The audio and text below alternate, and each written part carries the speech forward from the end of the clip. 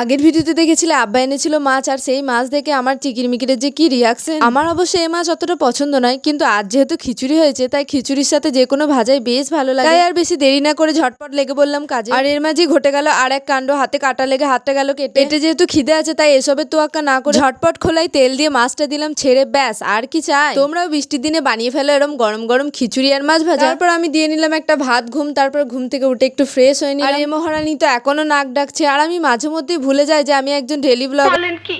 আরে এমনি এমনি বলছি, দেখো আমার খাওয়া দাওয়া কমপ্লিট হওয়ার পর আমার মনে পড়ছে যে একটা ক্লিপ নেওয়া হলো না। আর আমি যে স্টুডেন্ট তারই পরিচয় দিতে শতকাল পর আমি বসলাম আমার নথিপত্র নিয়ে। আমার সন্ধ্যা থেকেই ভীষণ বেগুনি খেতে ইচ্ছে ছিল, কিন্তু বাড়িতে ছিল না বেগুন, তাই মা আলু দিয়েই বানিয়ে দিল। দেখো আমার বাচ্চা মনে একটা গভীর প্রশ্ন ছিল, বেগুন দিয়ে বানালে যদি বেগুনি বলা যায় তাহলে আলু দিয়ে বানালে কেন আলুনি বলা যায় না? নামটা কিন্তু মন্দ না। তারপর আর কি, খিচুড়ি, গরম গরম বেগুনি, মাছের ঝোল, ব্যাস পুরো জমে খিচুড়ি।